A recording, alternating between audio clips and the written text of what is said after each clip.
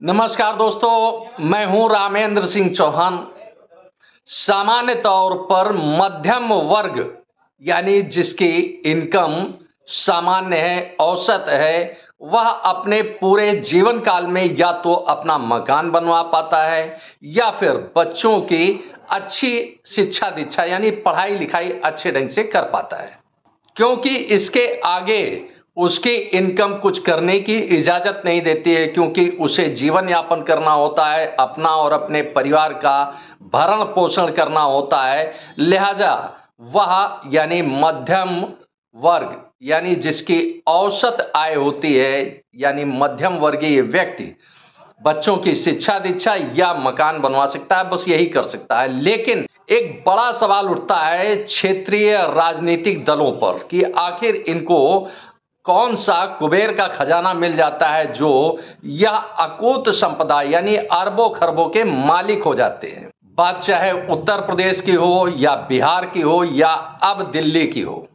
उत्तर प्रदेश में समाजवादी पार्टी के मुखिया अखिलेश यादव के पिता स्वर्गीय मुलायम सिंह यादव स्वयं शिक्षक थे और अपने जीवन के प्रारंभिक काल में वह साइकिल से चलते थे और शिक्षण कार्य करते थे।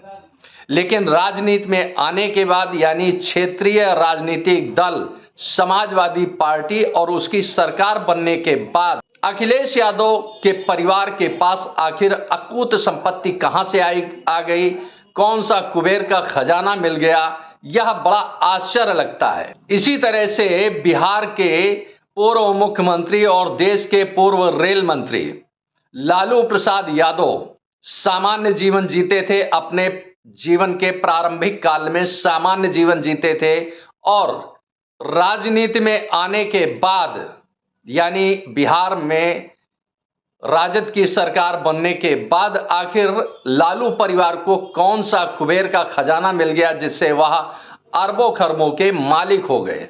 यह सवाल उठता है क्षेत्रीय राजनीतिक दलों पर।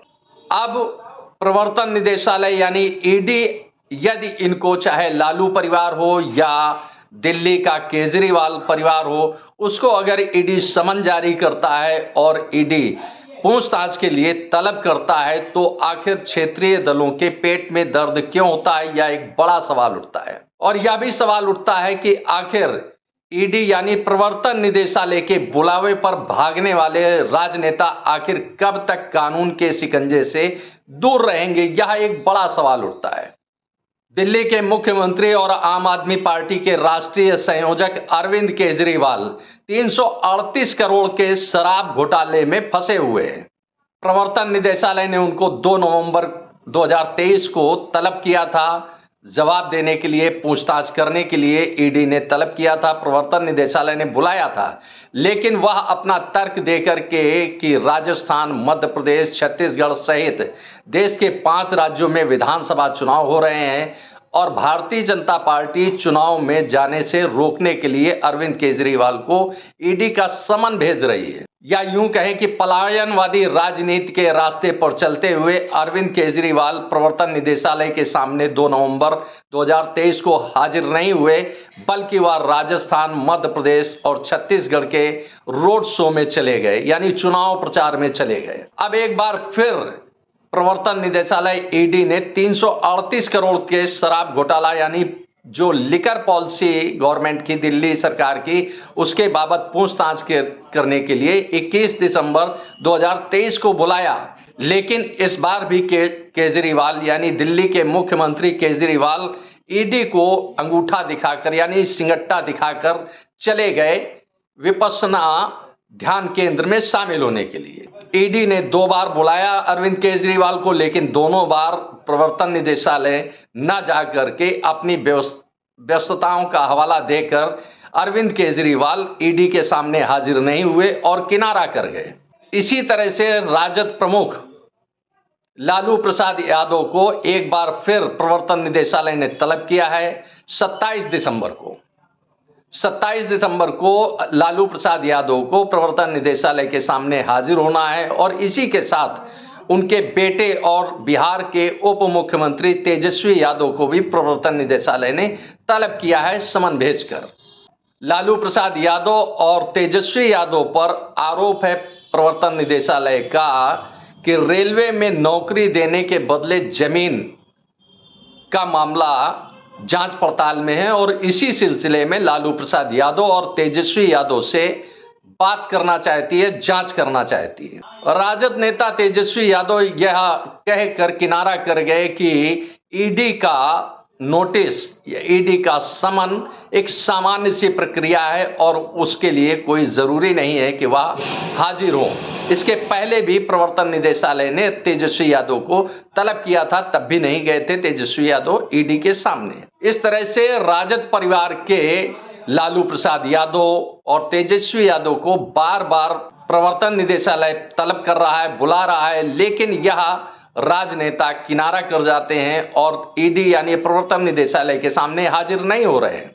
इसी तरह से कांग्रेस नेता पी चिदम्बरम के बेटे कार्ति चिदम्बरम को ईडी ने तलब किया है। ईडी ने कार्ति चिदम्बरम को धन शोधन के मामले में तलब किया है। चीनी नागरिकों को वीजा देने का मामला है जिसमें धन शोधन का मामला सामने आया है। कार्ति चिदम्बरम कांग्रेस के सांसद हैं। इस तरह से देख सकते हैं, समझ सकते हैं कि आखिर प्रवर्तन निदेशालय या सीबीआई या इनकम टैक्स, इनकी पकड़ से आखिर विपक्ष कब तक भागेगा, यह एक बड़ा सवाल उठता है। क्योंकि ईडी यानी प्रवर्तन निदेशालय एक के बाद एक समन कर रहा है इन राजनेताओं को बुलाने के लिए, इनसे जांच पड़ताल करने के लिए, लेकिन यह राजनेता किसी न किसी बात का तर्क देकर के या कोई तर्क देकर किनारा कर जाते हैं। तो ऐसे में एक बड़ा सवाल उठता है कि आखिर विपक्ष, खास तौर से कांग्रेस सांसद कार्ति चिदम्बरम, आम आदमी पार्टी के राष्ट्रीय संयोजक और दिल्ली के मुख्यमंत्री अरविंद केजरीवाल और बिहार के पूर्व मुख्यमंत्री लालू प्रसाद यादव और बिहार के उप मुख्यमंत्री तेजस्वी यादव आखिर कब तक प्रवर्तन निदेशालय यानी कानून के शिकंजे से भागेंगे।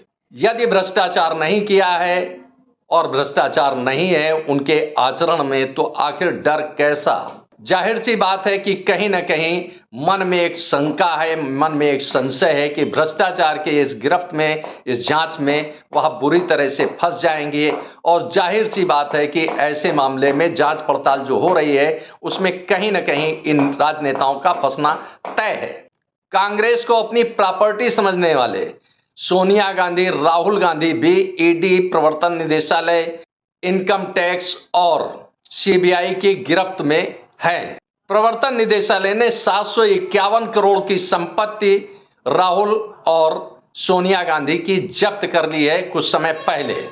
इसी के साथ विपक्ष यानी कांग्रेस का चेहरा भी बेनकाब होता है और क्षेत्रीय दलों के अस्तित्व और उसके लूटपाट पर भी एक बड़ा सवाल उठता है कि आखिर इनके पास यानी चाहे वह उत्तर प्रदेश का समाजवादी पार्टी का परिवार हो या बिहार का राजद परिवार हो या अरविंद केजरीवाल यानी आम आदमी पार्टी का परिवार हो दिल्ली में, आखिर इनके पास कुबेर का कौन सा खजाना आ गया जिससे यह अरबों खरबों के मालिक हो गए।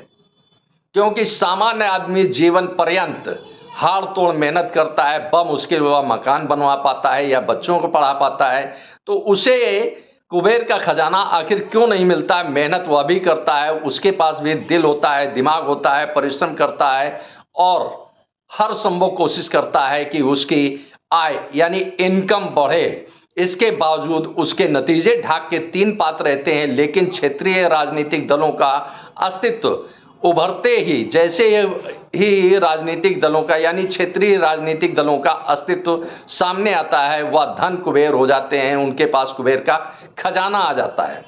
अभी कांग्रेस के राज्यसभा सदस्य धीरज साहू के आवास और उनके ठिकानों पर 350 करोड़ रुपए नकद बरामद हुए थे।